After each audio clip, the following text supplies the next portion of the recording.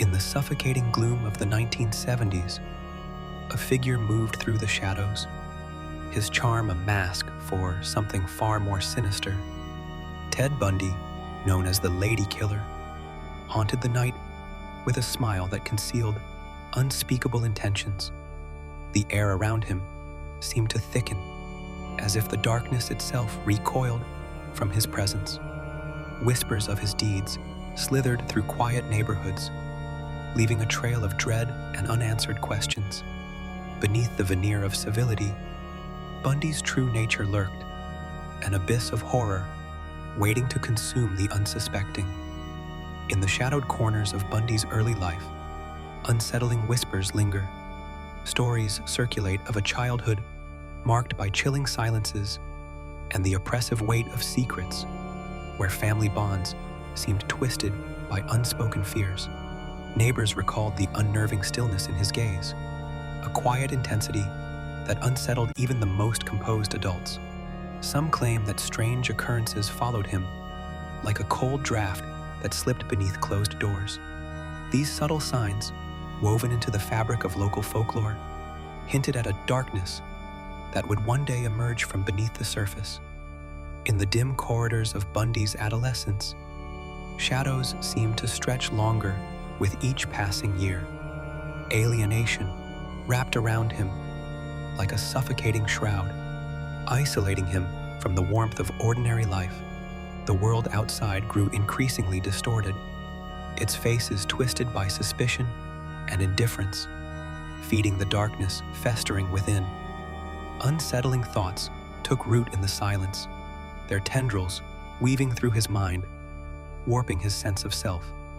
It was here, in these oppressive depths, that the seeds of psychological horror began to bloom, unseen and unchecked. In the suffocating gloom of his early years, Bundy's first brushes with violence were like whispers in a darkened room, subtle, yet deeply unsettling. Shadows seemed to gather around him, feeding on his growing fascination with the forbidden and the grotesque.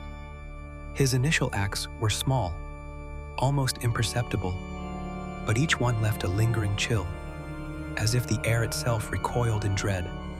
These moments, shrouded in secrecy, hinted at a darkness festering beneath the surface, promising horrors yet to come. The oppressive silence of those nights was broken only by the faint echo of footsteps, a prelude to the terror that would one day consume the world.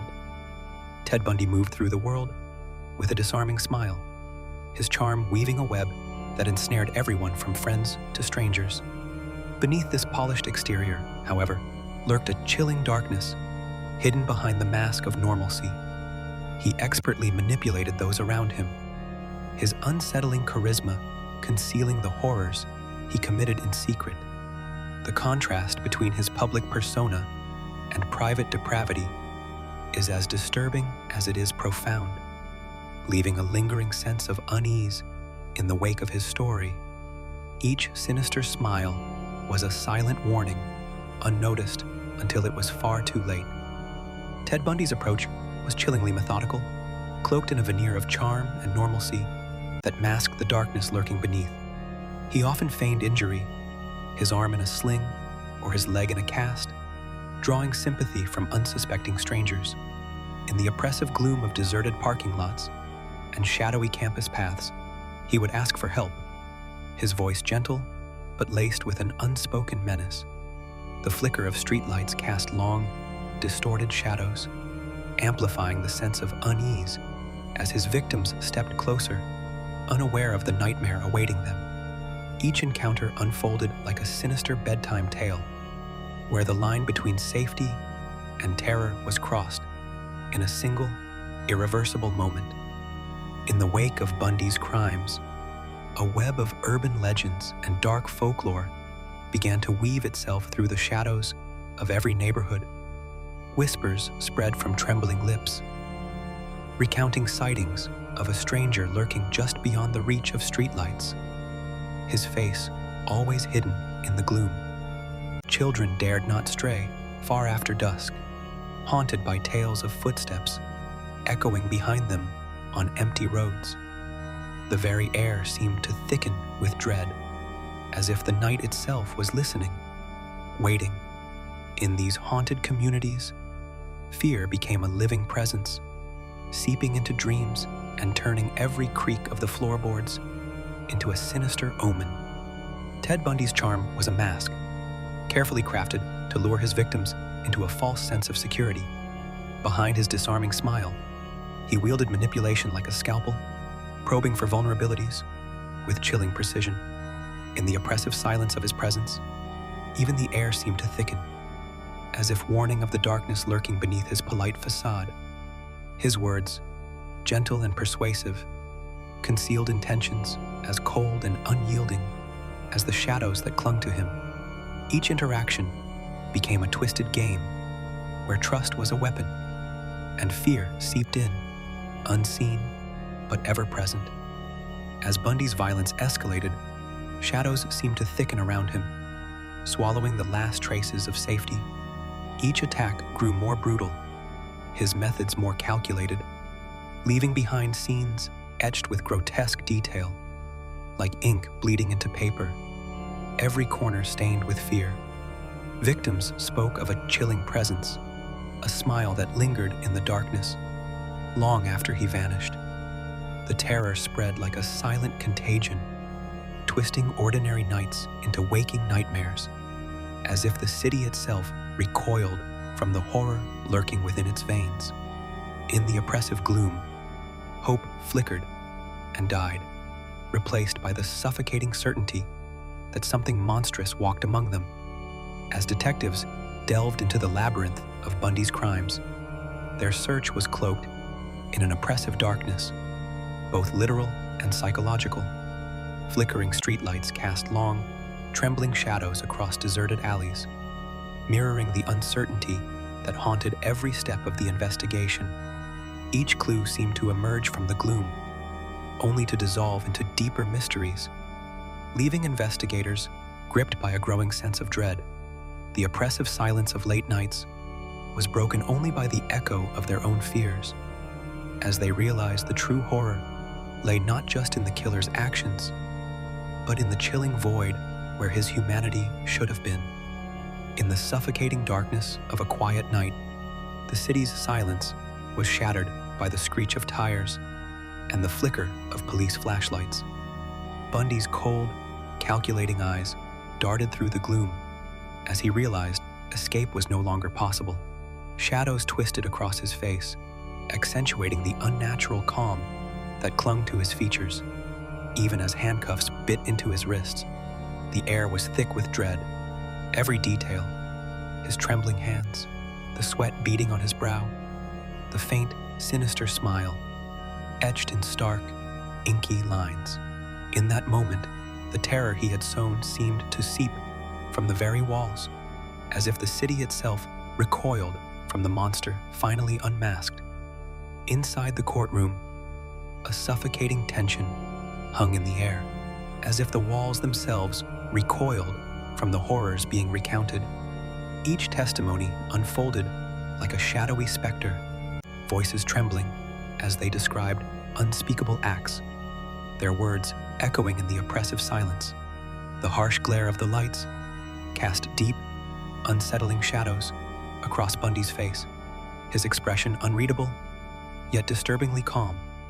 Jurors and onlookers alike felt the weight of dread pressing down, every detail amplifying the psychological terror that permeated the proceedings. In this theater of fear, justice struggled to pierce the darkness that seemed to envelop every corner. Throughout the trial, Bundy's manipulative nature seeped into every gesture and glance. His sinister smiles, curling at the edges with unnatural calm, unsettled even the most seasoned observers. Each calculated expression seemed designed to pierce the jury's composure, casting a chilling shadow over the courtroom.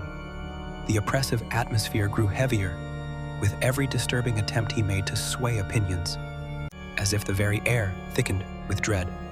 In those moments, the deep shadows in the room seemed to lengthen, swallowing hope and amplifying the sense of unease that clung to every corner. As news of Bundy's crimes spread, the media descended into a frenzy, transforming his story into a grotesque spectacle. Newspapers and television broadcasts painted him as a charming monster, fueling rumors that slithered through the public consciousness. Urban legends blossomed in the shadows, whispers of Bundy's ghost haunting lonely highways, or of his sinister grin glimpsed in the darkness beyond bedroom windows. The relentless coverage twisted fear into fascination, drawing ordinary people into a macabre dance with evil. In the flickering glow of their screens, they found themselves both repulsed and captivated, unable to look away from the abyss.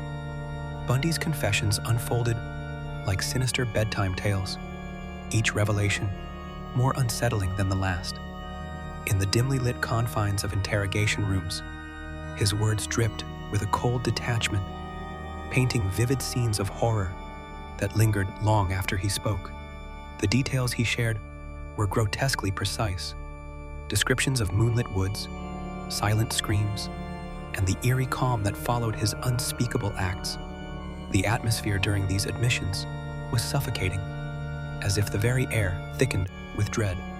Every confession seemed to cast deeper shadows, leaving listeners haunted by the oppressive weight of his chilling truths. Long after Bundy's capture, the true horror endured, not in courtrooms, but in the silent, suffocating grief of his victims' families. Their nights became endless corridors of dread, where every shadow seemed to whisper the names of those stolen from them. Memories twisted into nightmares, replaying the final moments with a clarity that chilled the soul. The weight of unanswered questions pressed down, leaving wounds that festered in the darkness, untouched by time or justice. In the aftermath, the world outside moved on, but inside their homes, the terror never truly faded. It lingered, a permanent specter in the corners of their minds. The shadow of Bundy's crimes lingers long after his capture, weaving itself into the fabric of urban legends and whispered tales that circulate through neighborhoods. Stories of his chilling presence grow with each retelling, their details twisting into grotesque folklore that chills even the bravest hearts.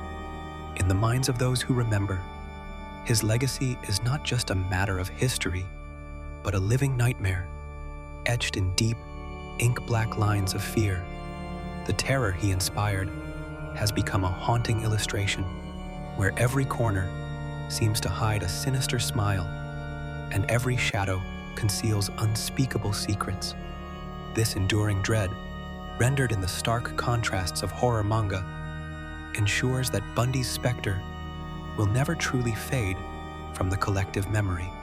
Ted Bundy's story is a chilling descent into the darkest corners of the human mind, where charm and civility mask a festering malevolence. The oppressive atmosphere surrounding his crimes lingers like a suffocating fog, each detail more disturbing than the last. An empty smile, a casual conversation, a sudden, inexplicable disappearance. Shadows seem to stretch endlessly in his wake, swallowing hope and leaving only unanswered questions. Bundy's legacy is not merely one of violence, but of psychological terror that echoes through time, a haunting reminder that evil often wears a familiar face.